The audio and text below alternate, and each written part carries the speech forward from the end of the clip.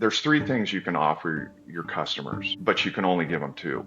There's price, there's quality, and there's service. Now you can give them the top-notch quality and the best service, but you can't give it to them for a budget price.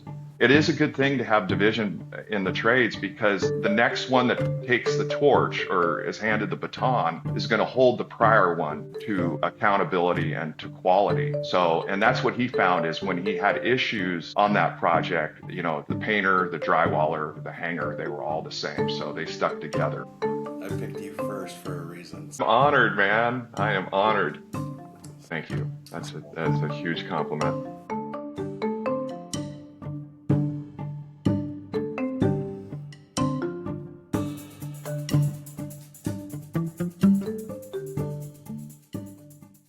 Well, thanks, Joe, for joining us today. Just wanted to get to talk to you a little bit and discuss, what goes well on projects and what doesn't, and what makes a great partnership all the way around. That's what we really care about. You and I haven't been able to work together, and gosh, it's probably been 7 or 8 years. Yeah, Um, it's been a long time. But anyways, why don't you tell us a little bit about yourself, a little bit about how you got into painting, your origin story, so to speak. So how you got started and kind of where you've gone and what you've done. well, thank you for inviting me. It's a huge honor to be here. Let's see. I got started unlike a lot of painters in the industry. I think a lot of guys just kind of fall into it as because they need to pay their bills. I got into it because my father had a business in outside of the Bay Area in California, and the business is still going. It's actually quite large. It's national. It's grown. Um, so I was very fortunate to have really excellent mentoring from old school guys. Um, Not saying they treated me with kid gloves, even being the boss's kid. Um, I was rarely called by my first name, but I love those guys still today because they really taught me the important value of being a team member and really just being there and doing your best and and not taking anything really too personal. I think today a lot of the people these days and younger people they put too much personality and too much um, stuff when they go to work, and really you should just leave it aside and just do your job. Don't worry about anybody else. But it was an incredible experience down there. I worked in the I started in '85 in my apprenticeship, and I was like I said I was fortunate to come up in a excellent commercial shop um, where everybody was taught accountability and hard work. So and we did really high end work. We did everything from painting warehouses to working for Oracle. I mean, we were very fortunate in doing some really beautiful commercial work that I still to this day am very proud of. Yeah, that's one thing that always stuck out to me about you is you took a lot of pride in what you did. Um, you care about the product you're applying, you care about the prep, you care about what it looks like at the end, and you actually taught me a lot about protecting the painter's work. There's things you told me 10 years ago that that's still the way I do things. And so, you are someone in your trade that really stands out to me as someone who really, really cares about delivering the best, and doing the right thing, doing the cleanest work, and having great pride in what you do. So that always stood Well, out to thank me. you. So maybe that comes from your dad. Maybe that comes from those hard asses that you worked with that didn't call you by your first name but called you colorful names. Yeah, Uh, I still cling to those nicknames. I'd like to think Fun. some of those are. Um, so when we worked together at the beginning, we were in Washington State, and our first project together, I believe, was an elementary school. No, it was a UPS project. I'm sorry, I Yes, don't mean to correct you, but I still remember in Bellingham we did that expansion of the UPS facility. that was interesting. An interesting project would be the polite way to say that. So there Yeah. was some cool stuff on that. There are lessons learned that I talk about still from that project, and I think Nunes even heard me talk about that project and how they kind of do things. So Yeah. anyways, we were in Washington State. We did that. We did a big elementary school, and then when about the time I moved to Arizona, you moved to Texas and moved your business to Texas, and so I guess kind of tell me how that was different when you moved to a totally different geographic region, and then today, what type of projects you really lend yourself to, what you avoid, what you run towards, and why for both of those. Well, moving to Texas here was obviously it's the demographics are a little bit different down here. So um, finding manpower was a little bit challenging that still had the same mindset as us as quality first, and communication is always key for a successful project for us, maintaining. But when we moved here, it took a little time to get set up, because we were basically starting from ground zero again. So I had to make more all new cold calls, um, getting myself on the proper platforms to get bid invites, and then really just working from there to build a reputation and a working relationship with people, that we can base on fairness, because I think that really is the key to any working relationship. That if you remember the first fundamental, to treat each other fairly, then hopefully nobody really gets hurt in the process, and we all get to the finish line with the same goals in mind. Awesome. So, did you find a good platform there, and have you found good general contractors that you're working with in Oh Texas? yeah, there's good people down here, but it's all about exposure. Because like I've learned over the years that the work is all the same, regardless of where you go. Some of it's dirtier, some of it's cleaner, some of it's nicer. But really, the key to it is people, who you're doing this with. So Hmm. that's for me, that's the key, is finding the people that has the same mindset as us to deliver quality projects in a fair manner. And really, so it takes time, but we're getting there. There's big companies down here that are great to work with. For us, the challenge though is manpower. I'm trying to hire people. We tend to hire a little bit more. We pay a little more, just with the thought that we're getting people that will dedicate themselves. So and try to mentor them and try to give them the education and the means to improve in their skill sets. Nice. So, one thing that I think about, on the general contractor side of things and the relationships with trades is, um, I'm not the GC, we're not the general contractor that wants to go, find 10 painters to bid a job and take the cheapest one. I'm very much relationship based. I've always been that way. I think you can tell that I from know our that. experiences. So, but as I try and continuously improve, um, and other GCs that you work with that you'd want to hear this, like what are the traits of a GC and the way that interactions, the way they handle relationships with you, what's really good? Like, what are the top three things that a GC could do to make you productive, efficient, and profitable?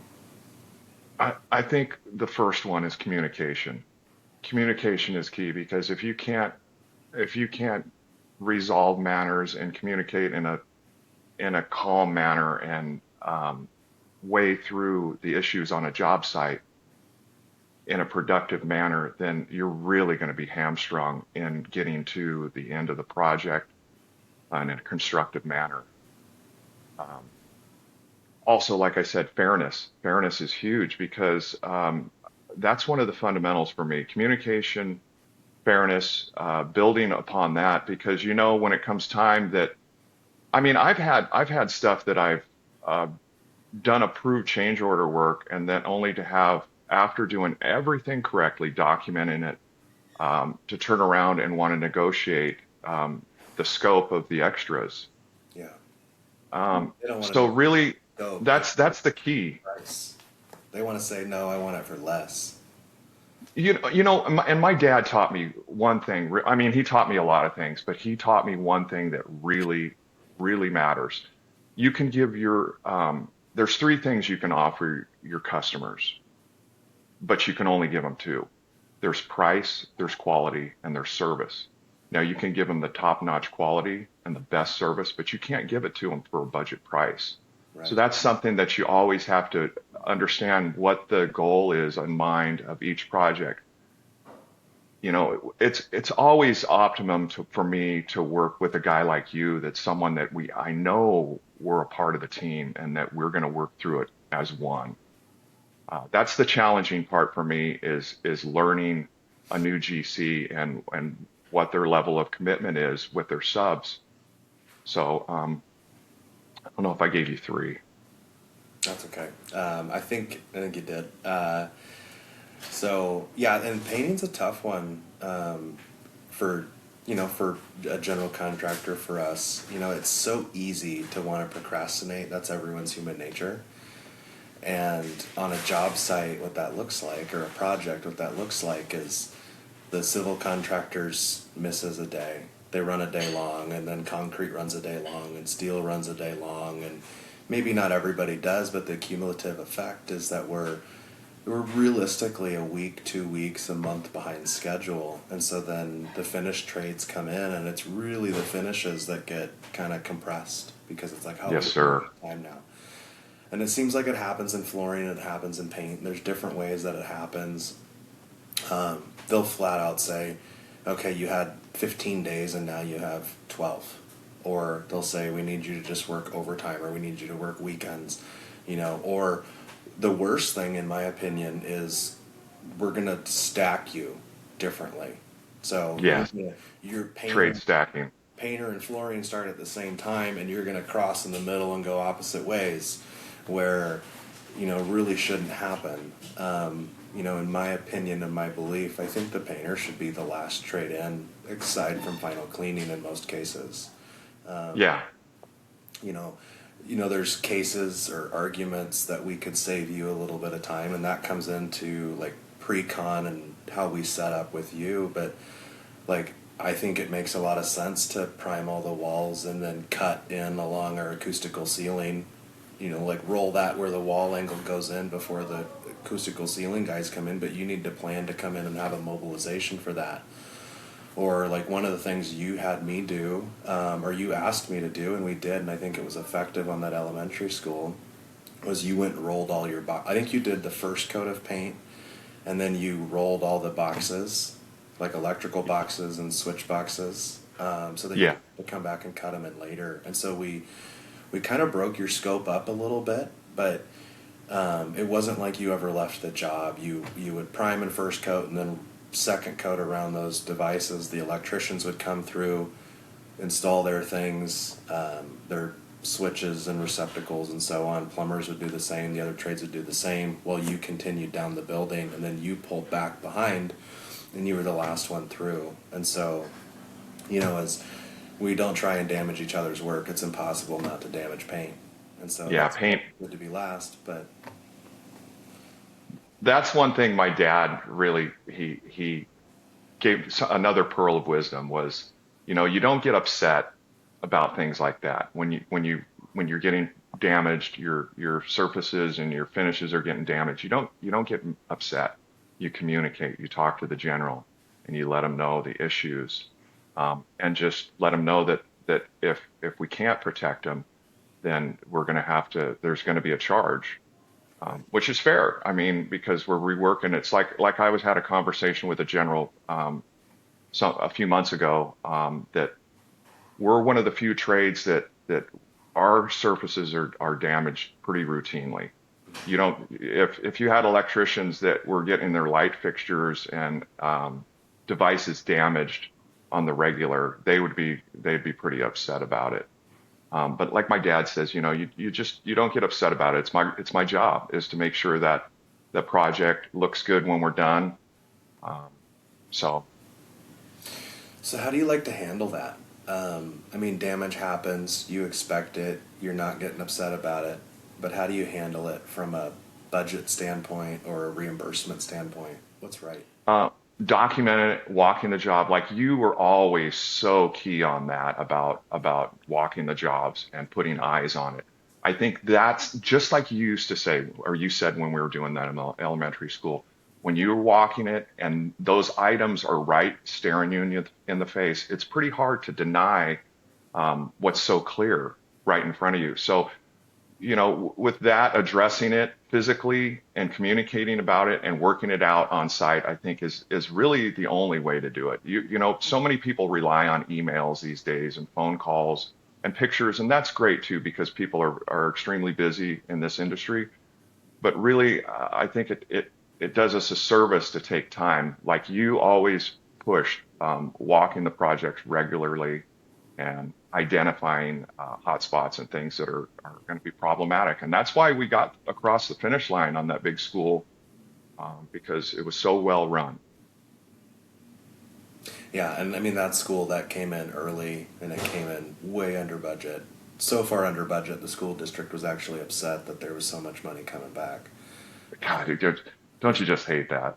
Yeah, you know, there's reasons why, and I didn't understand it at the time, and I've since learned some of those reasons why getting a huge sum of money back at the end of a project like a school is problematic. But Uh, um, yeah, I mean, like, that doesn't make sense to a common person or an average guy like me.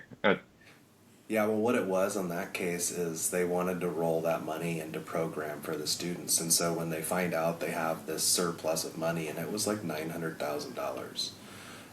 But when they find out they have this surplus of money, they're upset that they can't put that into program for the kids. It was too late. Wow. And so that's what it was. It wasn't like they were mad that we came in under budget. They were mad that they found out too late. Oh, I see. And so that's Okay. what it was. That's what the problem was.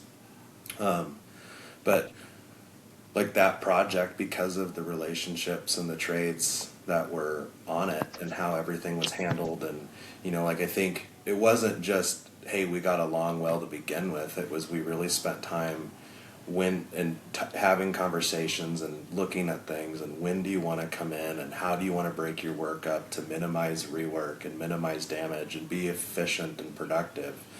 I think because of that, everyone made money on that job. Everyone was efficient, and the schedule held. We had a great superintendent on it. Joe was great. Yeah, like I just think it was absolutely a different Joe, not you, Joe. That superintendent Yeah. was awesome. Um, Yeah, he was great. um, But it was leadership too, honestly, Kevin, because the second school where you weren't present didn't run as smoothly as not even close as smooth as when you were at the helm. yeah, So and I think some of that's maybe comes down to ego, and then also, and I think, and I say ego, and I think that is the next point that I was going to make was, there isn't that, hey, let's go walk this and look at this, and see what's deficient and see what needs to be fixed and really come up with a plan that works for everyone. The plan that works best for a general contractor isn't the plan that's necessarily best for the project. It's got to I've work seen that. for everybody. Yeah. So if you're not successful, the job won't be successful. But that's the case for every trade on there. So, um, well, let's talk about pre-con a little bit. And so, like, pre-con for a painter will generally come in late, and it's hard to even call it pre-con in my mind because most of the time, like, we're midstream on a project before we even start discussing it with you. But like, if you could say these are the things that I want to address on every project, and it's going to make it better for you, and it's going to make it better for the general contractor, and better for the trades around you, and the architect, and the owner. What are some of the things that you want to talk about? I'm thinking, like, what do surfaces need to be prepared to? What does the prep level need to be? How are you handling repairs? When are you priming? When are you first coating? When are you final coating? Stuff like that. Well, it's like everything. It's always job specifically driven. So that being said, it goes back to the teams that you're working with, and um, for us in Texas here, things changed for us as a painting contractor. before, and virtually everywhere else I've worked, or at least the West Coast, the painter did the painting. That was it. Now in like Texas, we are responsible for doing the drywall finishes. And I think as things are changing and more people are coming into construction because of AI is erasing jobs in the tech industry, I think we're going to see a division in trades again, hopefully in here, because um, for us, there's always an issue with trade-offs. So for me, starting a project, I think it's key to walk it prior to when they say you're scheduled to start, to make sure that you can verify um, the conditions of the job. Screw inspections, making sure the drywall's up to speed as far as quality. Um, Also checking the schedule and making sure that you've got ample time and room to work. Um, Down here, we've found that the elements are key too, because on some of these larger exteriors we've done, we've had to start at like 2 in the morning. So we're willing to be flexible to make sure we achieve the goals that we need, because it's in some of the elements here, midsummer, it's pretty difficult to be applying coatings on the exterior of a building when things are trying to set up. So really you just have to tailor each job specific to the needs of the project. Whether it's, like I said, we did a Tractor Supply, and we were starting at 2:33 in the morning, and just to beat the sun. Oh wow. So you know uh, it's really just critical on following up on this, on the schedule, making sure we have time, and communicating with the general. uh, Yeah, it's pretty simple for us. As long as we've got a few things in place, the quality standards. We did a project not long ago. We were very excited to be a part of it. It was a 120-year-old mansion that's historical. They were converting it into a museum, and that was the biggest struggle on the job, was trying to get the installers of the drywall to do a quality job, to where they knew when they handed it off, we could do what we needed to, ensuring a quality finish. But that project, it was nothing but back and forth with the GC on site. We had an on site junior PM, an on site engineer, and a full time superintendent, and we still, even with all the communication, you still don't achieve what you're trying to get to, and you fight it all the way through. And it makes it for a tough job. It's like I said, success of projects, the painting's always the same usually, but it comes down to who you're doing it for, Right. whether they give you the ability to get in and get it done and succeed, or if you're going to be fighting it all the way. Yeah. And like what you said about how in Texas you're doing the drywall finishing, it I'm curious to hear if you prefer it that way or don't, or if you would prefer having someone else do the finishing and then you come in and paint like most parts of the country. But I think what's interesting is you're just like the successor trade is covering and fixing the sins of the one before him.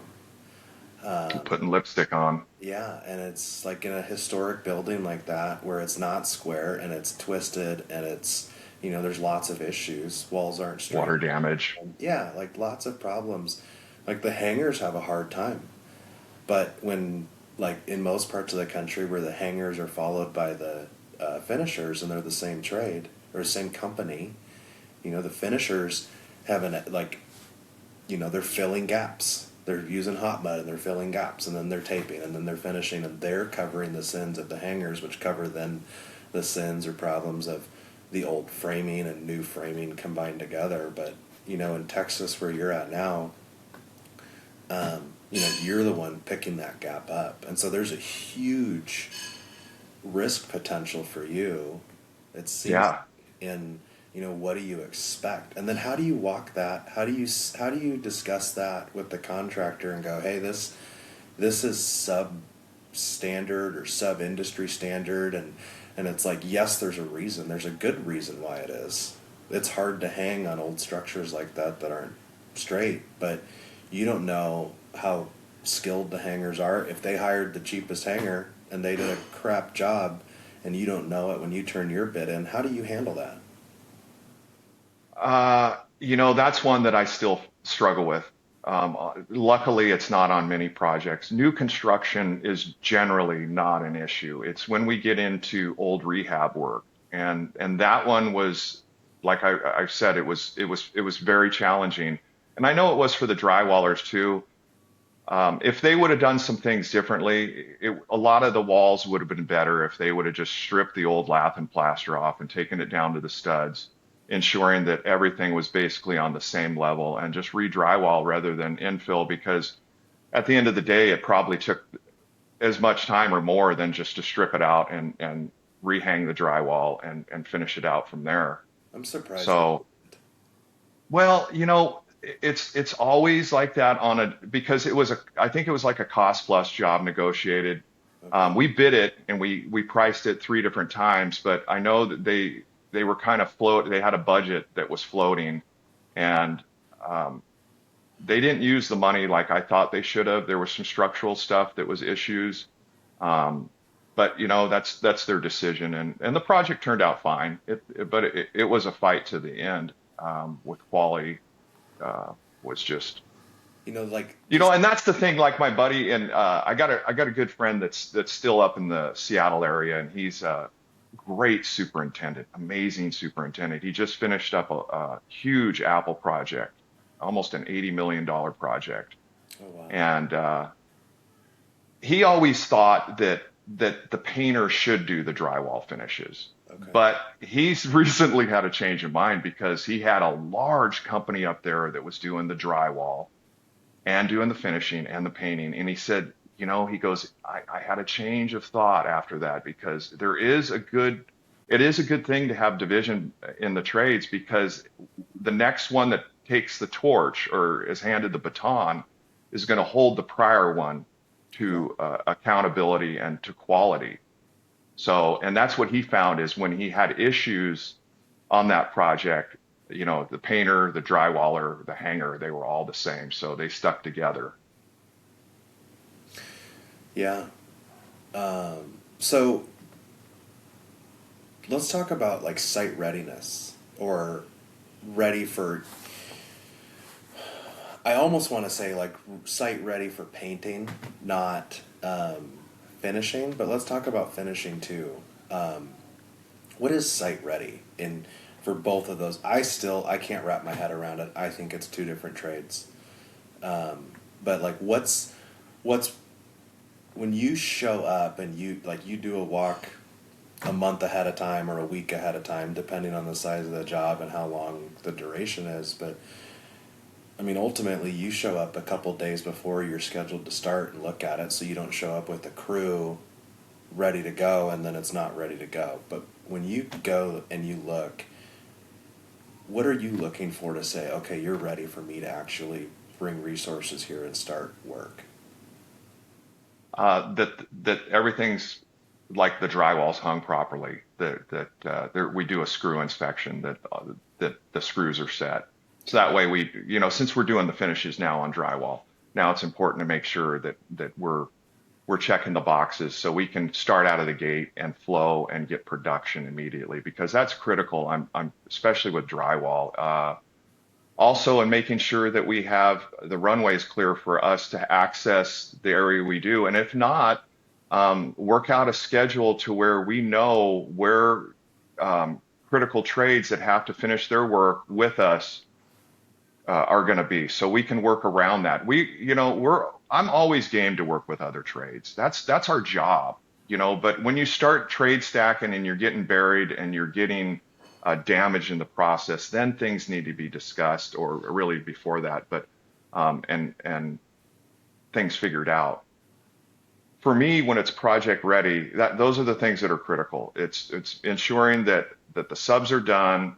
We have adequate heat in the building, Right. for finishes, adequate ventilation, depending on what we're doing, as far as like when we're doing the school and doing all the open structured ceilings and doing drywall. We want to make sure that hey, we don't have other trades in there that are going to be working in the area, that they're done installing all their conduits, that if we need cover plates installed, Right. if you have some, are they not on site? Can we get some? Like we did for you, we painted conduit on the ground Pre-painted it. to make it easier because we were already at a point where we'd finished the ceiling. And I've always said that this open structure is never done until the last piece of conduit goes up with, and things change. Fire, life safety stuff gets missed, and yeah, I think that's just key, is making sure that we communicate. Once again, communication, going back to if stuff isn't ready, if um, Yeah, and yeah, like the open structure ceilings, I swear, like I don't care what you do. I don't know. I haven't I haven't seen it. I guess I shouldn't say I don't care what you do. I just haven't seen it effective. You can't touch that up. You almost can't even look at it without damaging it. Like it's a beautiful product. It looks amazing and it holds up, but there's no touch up on it. It flashes so bad. I feel like you always see it. I think the problem is guys go up there with a brush and roller and try to touch up that way. Like when we were doing the schools, I bought Graco, which I'm not plugging for Graco. I don't make any money. They are really ahead in their R&D work, and they built some cordless airless sprayers. They're like an HVLP that's a cup gun, Hmm. and they produce super low overspray. So we bought them with that in mind, to where you put up a piece of conduit, and you don't have to drag a whole airless up 2 flights of stairs and down the hall and throw drops down and a bunch of masking. No, you just get up there and cover what's local, and give it a shot, and it's done. Nice. I got a just random question for you, because this is something I see here all the time, and I'm not used to it. A lot of the commercial painters here in Arizona, a lot of the commercial painters here, they want to come in and spray two coats at once and then back roll. And I don't know. I don't feel like we get as good of a finish doing that. I'm not a fan of it. I know it's very productive. You can move a lot of paint, you can cover a lot of area in a real quick time, but I don't think the quality is quite the same. Like I get wanting to spray and back roll, like that's common. Hmm. Doing two, like spraying the mill thickness of two coats and then back rolling once. What is your? No. No, no. I mean, we spray and back roll, but it's critical that you have a team that's spraying and back rolling. Like the issue they had on that Apple project was they had the painter that was there was spraying and back rolling by themselves. Yeah, And like I told the super, I'm like, you can't stay up on the material, because it only stays open so long, and then it starts tacking up and setting up. right. So really for us, I mean, we spray and back roll, and we'll do it on the right interiors, but we're not wanting to do always spray and back roll on every interior, because a lot of times it's not worth the risk of the overspray you create. Right. Um, but yeah, there's projects we've sprayed and back rolled. I think a lot of painting contractors have overlooked the thought of using a power roller too. So if you're wanting to kick up your production, you can always bypass spraying and go into a power rolling setup, and using a two-guy system. First guy pasting with the power roller, and a second guy following up and laying off the wall, assuring that it's nice and tight and get a good stipple. Yeah. Yeah, that seems like a better way. I like, I don't know why I thought of that all of a sudden, because, like, I've never seen in other areas do that, and it seems like that's a common thing here, and I'm not a fan of it. I haven't become a fan of it, and I actually write in most of our contracts that that I want to see two separate coats. So, Yeah. Well, um, you're not achieving by putting it on extra thick for two coats and back rolling it. That's not equivalent to two coats, and usually I've never seen a quality profile on a wall that was done in that manner. yeah. So we don't do that. We we do the two coats, two separate coats. And I think Yeah. there's good reason to do that. I think as you apply primer defects in drywall show up that you couldn't see before primer. And then with the first coat of color, it's the same thing. You see more that you couldn't see before. When the permanent lights get installed, you see more that you couldn't see before.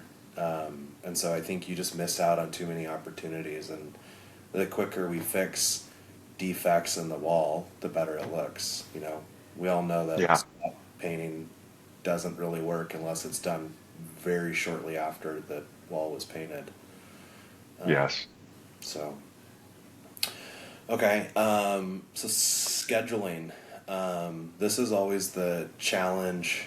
Not always the challenge, but it's the magic, I suppose, on a project. So, if you could say, I want this to be the normal way we schedule things, sequencing wise, for a project, like when you come in, when you start, when you do your prime coat, when you do your first coat, when you do your second coat, when you cut everything in, who's before you, who's after you, what's your ideal dream scenario as a painter? For us on commercial projects, for me, it is a dream to get in before ceiling grid. If we can beat ceiling grid at least for two coats, and then even follow up like we did on the school and take the weenie rollers and run around and hit all the where the grid's going in, then we can come back without having to brush and cut in. You don't get any risk of guys getting paint on the wall angle. You get a better finish, that way.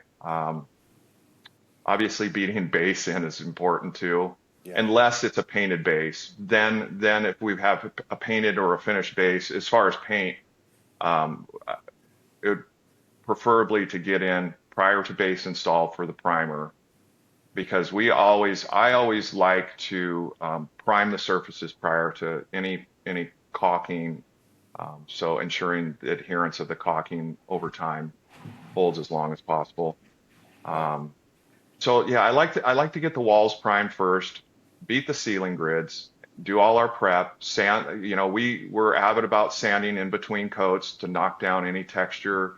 Um, it's a basic recipe. You strain your paint, sand your walls, protect surfaces, and you're going to be good. As long as you know how to paint the walls and take your time and do a quality finish. And it's really not rocket science. We're not building, um, we're not Tesla. It's not rocket science, but it No. is underappreciated the level of skill it takes to really do a good job. And like, I've come to learn that a really good painter can make, the phrase a lipstick on a pig. Hmm. A really good painter can make questionable drywall look really good, Yeah. and a really bad painter can make incredible A drywall look perfect good. job look like trash. And no, it's not rocket science, but there's art to it, and there's finesse to it, and there's definite skill to it. And like, it's not the place to take shortcuts, and it's not the place to squeeze the schedule. What's interesting is, a framer is going to say their work's more important, because if their work's not straight, it shows in the drywall, it shows in the paint, Yeah. the customer sees it. And the electrician's going to say theirs is the most important. HVAC's going to say theirs is the most important. Most of the trades are going to say their work is the most important, and I would say they're all important. But what I would also say is the client, the owner, doesn't interface with the framing. They see it Hmm. telegraphed through. They see issues that maybe show up, but like a really good drywall finisher, a really good hanger, a really good drywall finisher, and a really good painter really can make a project look amazing. And that's the part that the client and the customer sees at the end of the day. Yeah. It's literally what they see. They see more painted wall and ceiling than anything else in their space. And the thing is, if the painting's done quality and right, they don't even notice. Most of the time, they only notice the flaws. So Hmm. like my dad taught me, if they're not calling, then you've done great. If they're not calling, you've done great. I like that. Yeah. Well, it all shows on the punch list, but most of the time for us, most of the punch list items are generally other trade generated.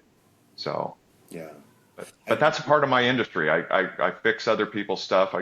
We do it. We do down here in Texas. We're doing more stuff too. Like we do direct work for one of the hospitals in the area, and they utilize us for stuff that's. I mean, we're not doing electrical or mechanical stuff, but um, finishes we do for them. So. Yeah. Another question for you, just back to what you kind of started with the three pillars that your dad taught you about, or three things your dad taught you. So, cost, service, and it was schedule, right? Cost, Yeah, quality, service, and price. quality, service, and price. So, um, I would say that quality and price are the two most commonly picked up items.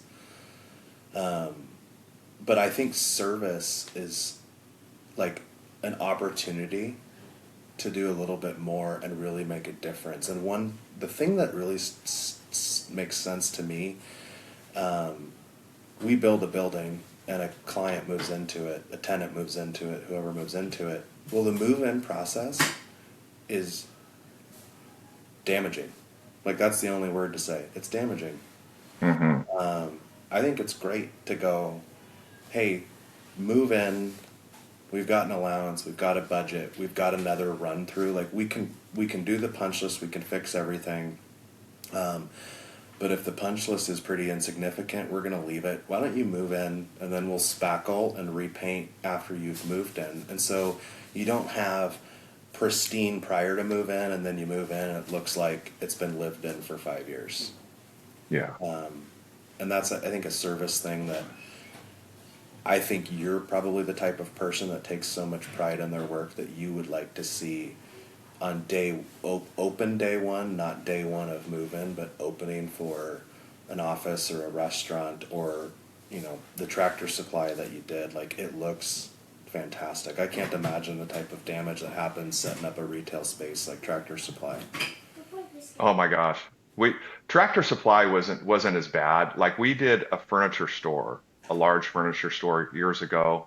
It was up in the Northwest, and oh my goodness, they started merchandising before we were done, and us being not finished wasn't any reflection of us not handling the job properly. It was just the way the schedule once again got compressed, and you know how it is. The general is very hesitant to go to an owner and say, "Hey, I know you've terminated your lease, but we need you to give us another 3 weeks on the schedule." So I know that doesn't happen, but that one was pretty much a nightmare because I've never seen a project so upside down than when seeing a furniture store being merchandised and trying to work in it. So, It's kind of heartbreaking though. oh, it Like was. you take pride in your work, I take pride in my work, and then just to see that it's heartbreaking. And you understand to a point, but it's still hard. Yeah. Well, because you understand the pain of what it took to get that project to that point and the effort. And people that don't understand that really overlook it and Right. usually don't really even notice the effort or understand the effort that it takes to do these projects. Yeah.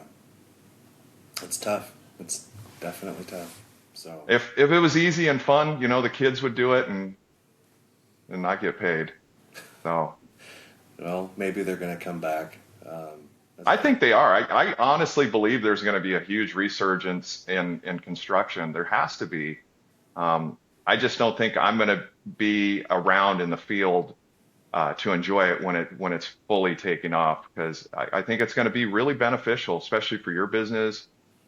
Just like we've seen in the military recently, how there's a lot of young people that have had the desire to enroll. I think it's going to be the same thing in construction. People will find pride in doing a quality day's work. It's more than it's for me. It's more than just the money. Really, it is. I really nothing is more means more to me than having a genuine response from an owner or a general contractor, really showing deep thanks for the efforts put into the job. Yeah. Because most of the time we don't get that, we don't see it, and we don't expect it, honestly. Because if you go into this trade expecting that, then you're going to be disappointed. You've got to find um, the personal satisfaction in the quality and the work that you do on a day-to-day basis. Yeah. And, and then you'll find success in this business. Yeah, I think you're right on that. I think, and I think it's important to find projects that kind of fill your bucket. Um, I look for things that fill mine for sure. So, Yeah. the interesting thing with kids and people getting into the trades, and I think about this because I have two elementary aged kids, is, I think back to when I was a kid and then I look at them, and probably the most unnatural thing about my childhood was going to class and sitting at a desk. Like, it's important to learn, it's important to do those things, but like, that's not what you did for fun. You didn't go sit at a desk for fun. You went and built a fort, or you played with your friends, and frankly, like, that's pretty much what construction is. Like, there's Yeah. disagreements and you get mad, but you're still friendly. You still get along with each other. You're still choosing to work with people that you want to work with, and they're your friends, and you're building something together. And I don't know, like, it just seems like the most natural thing. And maybe that's just my personality, and I look at that from a singular perspective. But like, I can't imagine being an accountant. Not that there's anything wrong with being an Uh, accountant, but it's not. And I loved math, but I that's not in your makeup to stare at analysis pads and yeah. And I think that, if we really looked at what drives kids, and you can see at a very young age what they're into, I think the trades would be a lot stronger, and we wouldn't have the shortfall of incoming labor. yeah. Um, so hopefully that changes. Maybe that's one of the positives of AI that'll come about, is the opportunity is higher in trades. But Yeah. I think it's an amazing choice for a career path myself, because it gives you the ability to learn real life skills that you can apply even at your own home. mhm. Uh, I've done more than painting. I do tile work for myself, all that, and you learn as you're on the job other trades. At least I do from watching other trades over the years, and then you take that with you. That's the definition of a journeyman, learning those construction skill sets and then taking it out into the world, and spreading it abroad, learning from others and taking the best that you find and applying it to your trade is what makes us all better in this industry. Yeah, I agree. 100% agree. So let's talk about change orders real quick. What's your philosophy on change orders? How do you protect margin? How do you protect margin but also protect a relationship at the same time? Um, what's your kind of philosophy on that? First thing, when I see something that it looks like it's going to be an extra, I always flag that immediately, so everybody's aware of the changes. And I think it's critical um, that in the beginning you identify the issues in the job. As far, like I said, as far as change orders, because nobody likes to hear that word as far as a general or an owner, but in every project, it's almost unavoidable if because there's always a change to the scope. But for me, it's always about, like I said, communicating ahead of time. If we see something that's deemed outside of our scope, make sure people understand that things have changed as far as what was originally bid and now what the because it can be a variance in how you're having to do the work and how you're scheduled, whether you're changing shifts, working around other trades. Hmm. Um, but for me, I think it goes back to generating a very detailed proposal that you make sure you qualify your bid accurately and what you're excluding, because that's going to give you coverage when you get to that point to say, hey, I detailed this very well, that these are the things that are included, and outside of this, we have to talk about an extra. Yeah. I don't like extras myself. I don't like change orders, but like I said, in some projects, it's just a part of the business. The scope changes, and Well, and for you, like trade damage is a big thing. yeah, And it's going to come up on almost every job. There's going to be something. And, how do you price it? Do you forward price it? Do you T&M it? Um, there's different ways to handle it, but there's always going to be something. And, yeah. I think at the point when you get in how you're pricing it, whether it's T&M or unit prices, I think it depends on where you're at in the project, because when you get to where you've got everything installed, unit prices that you originally quote doesn't sometimes apply and give you enough coverage for the cost. So generally, we do T&M, and we make sure that we use a time card app on our phones that's GPS locators, and so the guys can accurately document what we're doing, and it shows in our app, so that way we have backup for any documentation. yeah, no, that's good. We do the same. So I think you have to anymore, and it's too easy not to. So Yeah, little geo fence that's around it. So exactly. Yeah, yeah, they've gone outside yeah, the fence.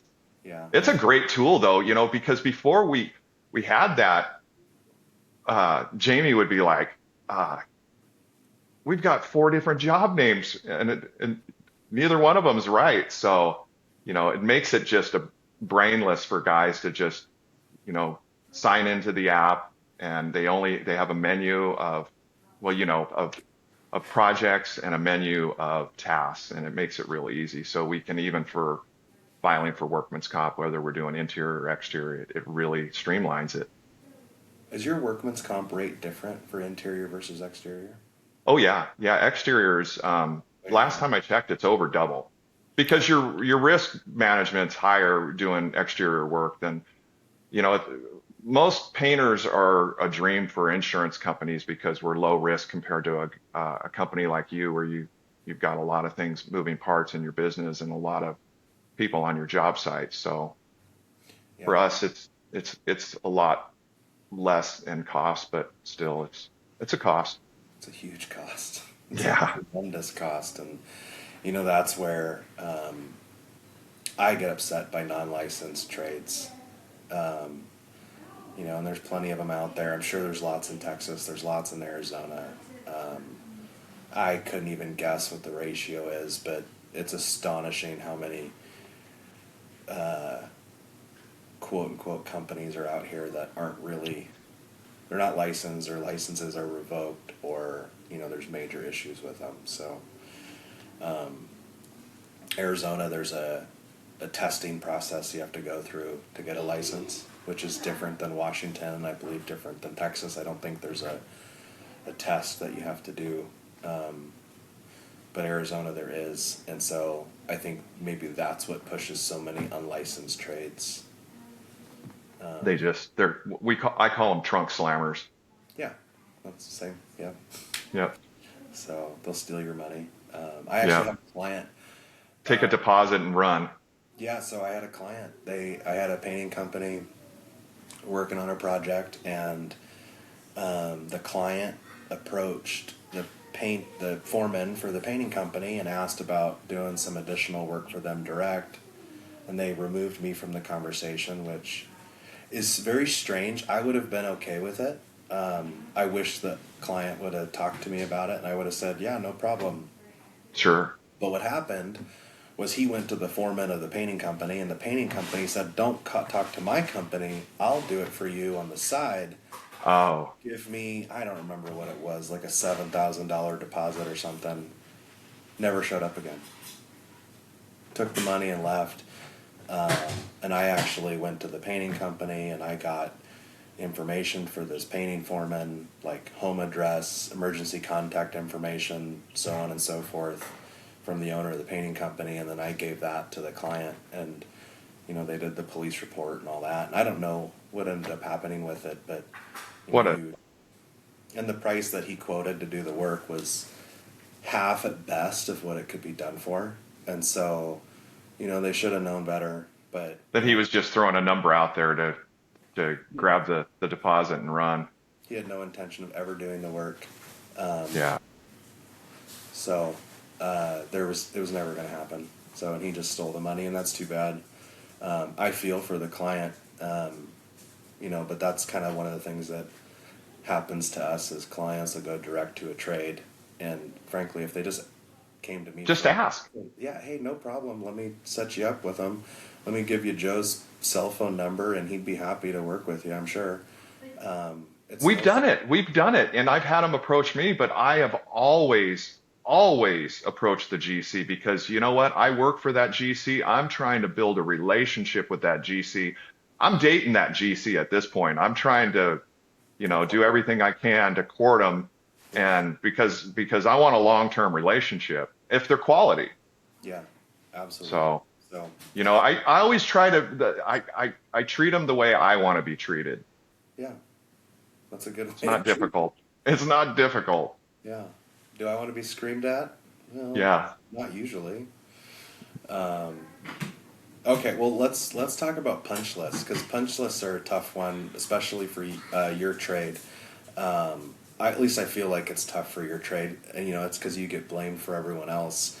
Half of the stuff that ends up on a painter's punch list isn't your doing. It's the acoustical ceiling trade laid ceiling tile against a wall that was painted 2 days ago, and it left a little cardboard line.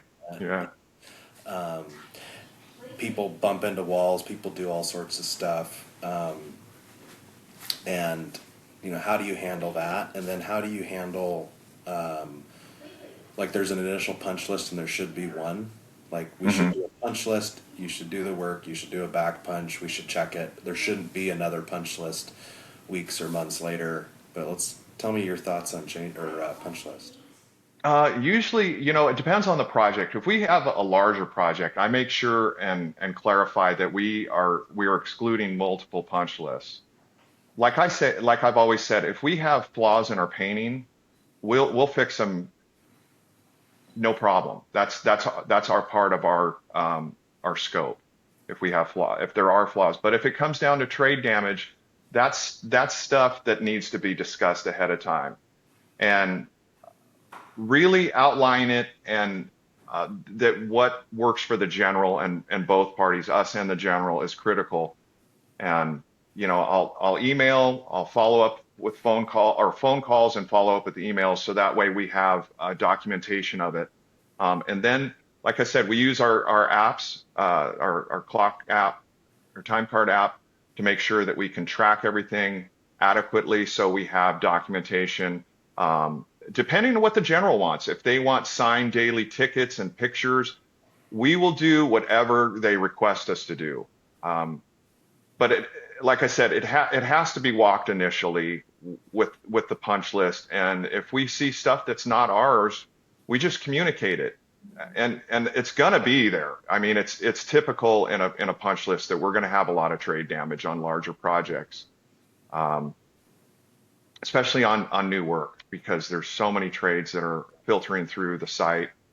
Um, and a lot of the guys really don't really take the time and care to make sure they're not damaging stuff. So for us, it's just outlining it with the general and making sure they understand that there's a charge coming. Yeah.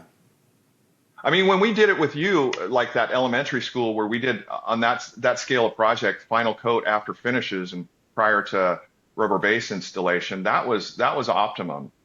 And we've done those like that, and other times where they don't work out so well because it's the coordination issue that really fails because you can do final coat and then all of a sudden you have trades that are like, oh, we still have this to install or that, and they're running back through the building and now we have a bunch of trade damage again, and we spent all that money to do final coat after finishes, and now Doing we've it got a again. back charge for more touch up. Yeah. So what about this is the thing I think about, and I I never heard anyone say it. I'm sure someone has said it before, but I've started saying continuous punch, and it almost is taken bad, like as a negative thing to begin with. But what actually continuous punch means to us is like, and I want actually you as a painter to be part of it. And so, like in Texas, where you're doing the finishing, I want to punch the hanger's work at the beginning of your work or the finish of their work. And the reason why I want to do that is if they have deficiencies in their work, if they've got proud screws or joints that are gapped too much, or you can't, like there's just issues with their work, I want to fix it before you go in, because eventually those issues show up down the line. And what I'm trying to avoid is like it's almost turns into two punch lists for each trade. But I want to do a punch with the trade when they finish their work and the successor trade or the follow on trade is able to start, so that you're saying, yes, this is ready for me to do my work, not paint over obvious defects or apply drywall finish to drywall that's not screwed off correctly, because eventually it's going to come back. We're going to have to redo joints. We're going to have to resecure the drywall, and that's not your issue. Like if there's screws missing or proud screws, that's not your problem. But if we come back at the punch list phase with the architect and the owner and say, hey, we have to fix this, now they're fixing it and you're repainting the whole wall. Yes. So I think that there's value in doing that. And since I've started doing that process, we've had two jobs complete that the owner and architect had zero punch list items. I think it's a brilliant thought as far as doing it at that stage, because it would alleviate a lot of issues. One, because as us in Texas doing the drywall finishes now, if it's not hung properly and we're continually chasing that hangers, eventually, we're doing work that's not to our liking, and we're really rolling the bones to see if it's going to fly Yeah. at punch list time. And then at that point, you don't have any ammunition in your defense, because you really, back in the day when I started in the Bay Area, when you primed a wall, you accepted those conditions, and now if there was any deficiency in the finishes, you owned it. You're not going to call the taper and have him come in and reskim that wall that doesn't look good. If you primed it, you owned it. Then it started transitioning to, and I'm sure you remember, tapers would ask, "Hey, just prime the walls, and then we'll come in and do our touch up." It doesn't work. Well, You seal the it job. doesn't work most of the time, especially when it's a non-team player that you haven't worked with. I mean, if you've got a group of guys, there was guys that I'd worked with in my history that I could trust doing that, and because they did everything they could, and we might have a little touch up. But others, you give them that kind of rope, and it's a permit for them to do marginal work. Hmm. So I think that intermediate kind of punch, like you say, when they're done with their scope, is brilliant. I wish people would do it here. Believe me, on that last project, the big one we did, where we just struggled with the installation of drywall and the carpenter's finishes. I mean, guys would fire nails and they'd come out the other side of the base on a column, and they just walk away from it. Hmm. Like, how do you not see that? But it ends up, if you don't do that, you end up in a crappy situation. Like in the Bay Area, like you said, and I think that's more the standard than anything, where you once you touch it, you own it. Yeah. But is that really fair? Not really. But that's the way it's treated, and so but like if the drywaller does have to come back, and because they've got cracks and joints, and they're fixing it, like, do you then paint it for free, or you do a change order? And I think, honestly, I think that depends on how it's handled. Exactly. I agree 100%. It depends on how it's handled. If the painter's done everything in his power to do it and to hold the finishers ahead of him, accountable and he's still struggling with that. I mean, because depending on the scale of the job, like you're working on a school and you've got some of these high walls and around the open structure, believe me, when you get up higher, that's when quality of finishes starts sliding because it's kind of out of sight, out of mind. Yeah. Um, and the lower you get down into the the visual area, things tend to improve. But yeah, I think that, like you said, but it's critical in the pre-con and what we used to do when we were held accountable to the once we primed it is it was required. We basically, when we walked on the job as a foreman, we had a flashlight and we checked all inside corners. We checked, make sure all the nails were spotted, make sure the walls were sanded properly. And a majority of the times we would get a really large pushback from the taper. They would get a little upset when they'd see us coming in with and scrutinizing the work like that. But like I would explain to them, look, I'm just trying to cover you as well because if we come and paint this stuff and it's not sanded properly, you're going to have to reskim it. And really, I'm just saving them time. Yeah. That's So why I'm a believer in, like, bring the painter in and let's do a punch of drywall yeah. before. And but it's like we're killing two birds with one stone in a way. Like, let's And fix. eventually it's gonna save you time on your schedule too, because that back and forth of coming back and reworking, that it's only taking additional time from your schedule. Well, and the thing that, like, certain parts of the country, Arizona is and Texas is, it's so busy. Like, if you get pushed on a job a week, like the schedule's behind a week on a project, Hmm. you might not be able to start a week later. It might push you a month. Like, in Yeah. reality, like, that happens here. That Oh, it absolutely. happened. It happened here on this last larger project we did. We were supposed to start in March, and we didn't get out there until almost June. And then we were struggling to maintain or finding our niche in the schedule. Yeah. So, And and so, that's one thing they seem to do with painters. Some generals do, is they see that we've got work all over the job on a typical project. We're painting everything, right? Not and so they view us as more liquid. We can move through the job, and we have, well, you can just move over here and work in this area or work in. So they really kind of kill our production when they do that because it's really putting us out of sequence. yeah, it does. That in a small building, it doesn't happen as much. It's the big buildings that, Exactly. like that elementary school was 80,000 square feet. Like, that's a big building. There It is went it way went more. well. Yeah, That was a great project, one to be proud of. yeah, yeah.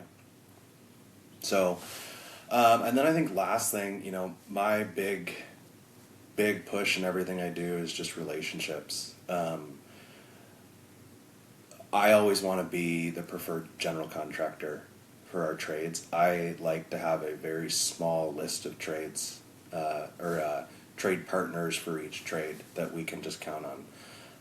Kind of opposite of the I'm going to invite everybody and take the lowest bid, the hungriest painter, the one who doesn't have work, who's going to do it for cost or whatever. Because it just seems like there ends up being fights, there ends up being money issues, there's lots of problems, and there's accountability that you don't quite get.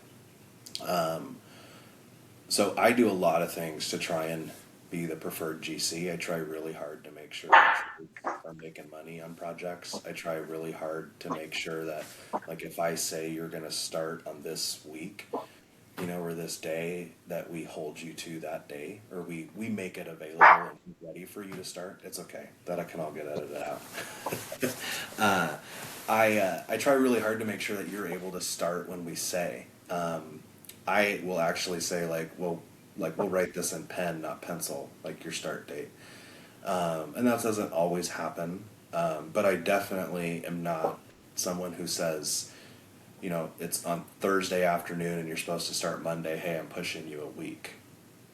Like, that doesn't happen. A little bit here and there, like a day or two, but I try and give a lot of notice, knowing that you have other projects, that you're fitting us into a schedule, you have a backlog. If you don't have a backlog, I want you to have one.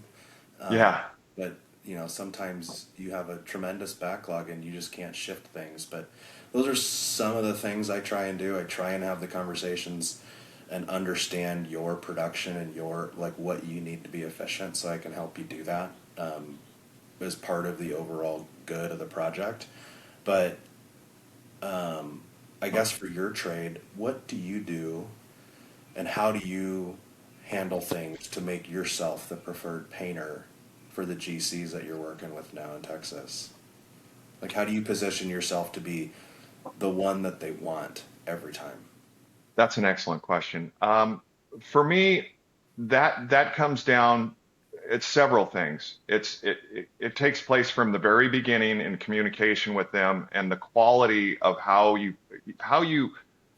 I think really putting together an excellent proposal that's well outlined and that's worded well is a good indicator that they've got someone that's first knowledgeable in the industry. I think that's something that will start that confidence ball rolling. From there, it's important to make sure that they understand you're a team player and you are available. Now, I think it's easier for a larger subcontractor that has a big body of workers to maintain that kind of flow if things get put off a little bit. Smaller guys are a little more challenged just because if you've got a tight schedule with several jobs. But that being said, we're going to accommodate our general contractors that we're doing work for. That's my job. If the schedule is getting pushed out, I think if you maintain communication with the on-site supervision, you'll be aware of it before it's happening. And that's something that we try to do is check regularly with the progression of the job. And that way we can make sure that we're providing their needs, meeting their needs first and meeting the scheduled needs. Um, because it's construction, nothing's ever perfect. The elements play into um, how things are able to be finished, how they're able to be staged. So nothing's ever foolproof in the industry, we just got to roll with the punches. And I think really, it's like I said, it's communication. It's building that confidence is the most important thing for a relationship, to know that you're a team player. But moreover is knowing that they're a quality partnership for you that's going to fit for us. Like there's lots of big generals down here that aren't necessarily a good fit for us because they're not so personalized. Not saying that they don't build on the personal relationships, but their needs are much larger. And for smaller companies, we kind of stick. I like to stick with a little smaller generals myself. Yeah, yeah. I think that makes sense for a lot of reasons. You know, if you're chasing the mega projects that the giant generals are doing, that's a different thing. Um, but it's a lot easier to have a relationship with a smaller company. And then I think too, the person that you're dealing with matters a lot, almost more than the company. Um, 100%. so We got in a lot of, I've built relationships with a few project managers and estimators with larger companies. Not saying that, I stay away from larger companies. We did a job with $1 billion year annual general down here in Texas that does an enormous amount of work. I did a few small jobs for him. It worked great, and actually, it opened up the door for me to do work direct for this one hospital here in the Hill Country, and they utilize us pretty regularly. We worked direct for over a year, and the GC was happy that the relationship was a fit for us and the hospital because we provided a service that they were looking for and they needed. yeah, and that's an interesting thing. Like, if if we have a trade partner that's so great, so outstanding, and makes such an impact to a client, and the client comes to us and says, "Hey, could we work with Silver Star directly on a like ongoing basis? I'm saying, you know, that's a win. That's not a loss. That's not like, I think a lot of people look at that as, geez, I'm missing out on revenue, or they're, you know, Mhm. that's my sub or my trade, and you know, you're leveraging that and taking that away from me. I think there's a lot of people that look at that way. I don't. I look at that as a win. I Um, do too. I think it's like a gold star for service yeah, when you're not that petty and want to get your percentage out of every piece of work that could possibly come. I think that's doing you a disservice, really. yeah, I absolutely agree. And so I'm quick. I have clients all the time. Hey, I need to get this done, and if it's like a singular trade that doesn't require coordination, I a lot of times push them that way. Sometimes, you know, some of our clients they don't because they want the insurance and license of a general Sure. contractor, and so they say no, we want it under you. We know that you're going to mark it up. We know that you're going to, you know, coordinate it for us. Sometimes it's insurance, sometimes it's the license, and sometimes it's the people we're dealing with. They have a full time job and they don't want to deal with, you know, like they They don't don't, want to be in the middle. They just want to hand it off to you and know that it's going to be done. yeah, paint this wing, paint this suite, paint this unit, do this, and they want to hand it off and just be done. And so it kind of goes both ways. But I genuinely look at when a client comes to us and says, this trade was so outstanding. Can we work with them directly? I look at that as a win. Like that's a relationship win. Absolutely. Yeah, because that's a testimony to you and the selection and who you choose to surround yourself with in the trade. Yeah. So So you didn't you didn't just bring anybody that was low bid and rolled the bones with them to see yeah. how things fared. Because really, low number is never the right number. No. It never is. It really isn't. Mm-mm. Because generally, the guy that was low was hungry, he was slow, and when he gets in there, he's probably just going to be looking to get it done because he knows he left some money on the table to get it. Yeah. And painting's one of the trades that there are there are ways to get painting numbers low. There's a Yeah. tremendous range and quality of the materials that you use. So there's a cheap paint, cheap primer, cheap materials, and there's really good. And I I know some guys do that. They'll clarify their number saying this is what we're using, this is the system. And but for me, I don't use cheap products. I really use top shelf stuff with the manufacturers. I mean, I'm usually 100% with Sherwin-Williams. I know their product line's great. The service, same thing that I'm trying to provide to my customers, they give me. So, yeah, they um, have a good product, but they also eh, provide a great service. They drop off yeah. paint for you. They will mix and match, and they'll come out and survey. And if you have a question, and you know, like there's a weird prep scenario on how, Oh, you know, before we apply the product, like they will send a rep out, and that rep will spend all day or days making sure that you're successful. And it's amazing that Sherwin Williams does that. They're a great, I think they're a great partner for painting companies. they are. My rep here in Texas, I have never had a rep that just didn't take care of me.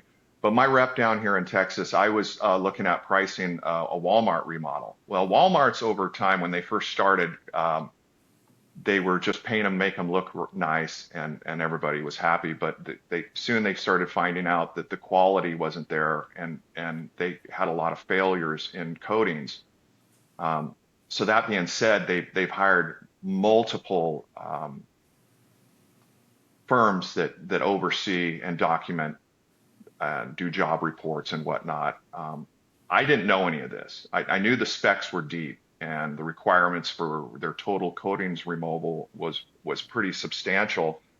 And they did have Sherwin's national rep with Walmart was on the drawings, and lo and behold, I call him, and he picked up on the second or third ring, Wow. and we spent 20 minutes on the phone. And I'm a little guy, but the questions I gave him, he was like, they're all excellent questions, and he gave me information that I decided I'm not going to chase this job because of the required documentation on the job along the way to ensure because the project required a 2-year labor warranty, but an 8-year warranty on the product. And in order to get that, you had to have all your documentation, all your pictures, all your pH tests and everything documented.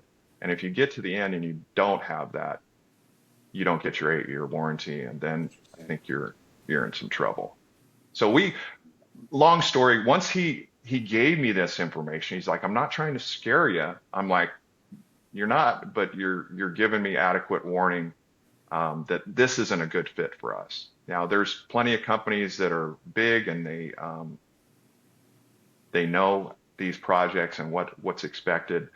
Um, I'm looking for a little more cost-effective education than that. Yeah. So we passed on it, and you know, my rep spent 2 days with me working on this project, and he still wants to see how this project's going to be done. So because with the required of all the failing coatings, it's going to be interesting. Hmm. And it's a 4-month project inside and out. Oh my gosh. On a Walmart? Yeah, yeah, yeah. You should see it. Like I mean, the split face CMU, the coatings are failing in some areas that are just coming off in sheets. And when it's like that, you have to remove it completely. What are they, sandblasted or chemical removal or? Well, I did a lot of research, and here in Texas, when you read these specs, a lot of them, like Walmart, it's a national spec. So when they put in local regulations like pressure washing, capturing all your wastewater and stuff, but it's according to your local regulations, finding out, we didn't have to worry about all that. But along the way, they give you 3 means of removal of coatings. One is you can hand tool it and scrape it back, or you can sandblast, or you can do a chemical stripper. And that's what I called him about, is what other painting contractors found successful in previous projects in similar conditions.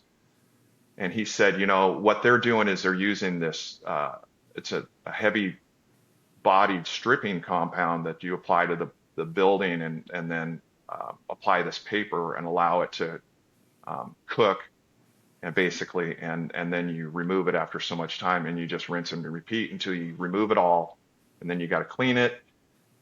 So once I got all that information, I was like, I don't think this is a good fit. So I'd be worried about a chemical stripper and then adhesion or issues later, and then are you filling it, and what are you doing? well, that was part of it too. Why they said they went with a chemical removal process, because they had it written in the specs that if you choose to use media blasting, you can't um, change the profile of the surface that you're doing to where they can see that, hey, it's obvious you sandblasted the heck out of that split face. So that's what he's saying. They go with a chemical stripper, and I was like, yeah, 4 months. It's just not something that we're manned to do. And that, honestly, I've I've op, I've used my fear of failure to guide me of what projects not to follow, because if your gut is giving you a warning, you better heed it. Yeah. And I have yet to have one that's really gotten my pocket. So I've been pretty fortunate and blessed. Good. That's great. Well, this was great. I always enjoy talking to you, Joe. You and I have talked for hours and hours in the past, and it's Yeah, always good. So, be good to barbecue again. oh yeah, absolutely, it would. I need to come to Texas. Of course, last time Heck I was yeah. in Texas, you were unavailable. Oh, I know. It was family stuff. Yeah, that's okay. Next time. So, Yes, sir. well, this was fun. Thank you so much, and I always learn from you, and I enjoy talking to people who care about their trade as much as I do. So, thank you very I much. know you've got a passion for it, and you doing this is going to be a godsend for this industry. I really believe that people like you need to take hold of the needs of this industry, and I believe you'll inspire a lot of younger guys and young ladies to really dig in make this a choice of their careers. And I've, you know, I've been doing this since '85, and I wouldn't turn around and change it. I originally was looking at getting into robotics when I was getting out of school, but um, I went to work with my dad at his business out of the Bay Area, and I've really forged great relationships and friendships over the years that have all came from construction with people That's like pretty you. fun. It's pretty fun. That's good. It's awesome. Well, Thank you. you've been doing this longer than I've been alive. Yeah. But anyway, well, awesome. Thank you so much, Joe. All right. Well, you all take care, and thanks for having me. It's been a pleasure and a real honor. Yeah, same.